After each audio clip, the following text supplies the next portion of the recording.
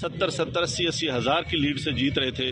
ہم نے ان کو ہروایا ہے اور ان کے اوپر جعلی مورے لگا کے سب کو ہروایا. کمشنر صاحب جب جعلی مورے لگ رہی تھی اس وقت آپ نے کسی سے کہا کہ یہ سب کچھ ہو رہا ہے، غلط ہو رہا ہے، اس کو روکا جائے؟ دیکھیں میں یہ ساری اس غلط کاری کی ذمہ داری اپنے اوپر لے رہا ہوں اور ساتھ آپ کو بتا رہا ہوں کہ جو چیف الیکشن کمشنر ہے، جو چیف جسٹس ہے، وہ بھی اس کام میں پورے شریک. کس کے کہنے پہ سب کچھ ہوتا رہا؟ یہ اتنا سب کچھ ہوا آخر کس کے کہنے پہ ہوتا رہا؟ کیوں پریشر میں تھے؟ کس نے ایسا کیا؟ میرے اوپر کوئی دباؤ نہیں ہے. میرے باپ دادا بھی انگریزوں کے خلاف اور سکھوں کے خلاف جنگیں کرتے رہے ہیں، لڑتے رہے ہیں یہ ملک بنانے کے لیے.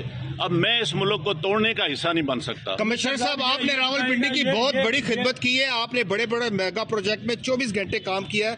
یہ بتائیے گا کہ آپ کو کمشنر چیف الیکشن کمیشن دباؤ میں لا رہا تھا کہ یہ کریں سارے کام، لوگ جیتوں کو آپ نے ہرایا، آپ کو نیند کیسے آتی رہی؟ کس طرح آپ کا ضمیر جاگ گیا؟ دیکھیں میں نے راول پنڈی کے لیے 16 گھنٹے کام کیا ہے. میں نے یہاں رنگ روڈ بنایا ہے، دوچا ڈیم بنایا ہے، ہولی فیملی ہاسپٹل بنایا ہے، جم خانہ بنایا ہے، میں نے لاری اڈے بنائے ہیں، مزدوروں کے لیے سینٹر بنائے ہیں، منشیات کے اڈے سینٹر بنائے ہیں.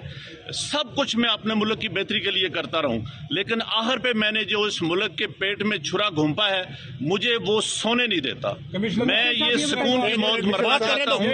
میں جو میں نے ظلم کیا ہے مجھے اس کی سزا ملنی چاہیے، اور باقی بھی اس ظلم میں جو لوگ شامل ہیں پولیس بھی شامل ہے؟ ان کے نام بتائیں گے جو لوگ آپ کے ساتھ یہاں پر تھے؟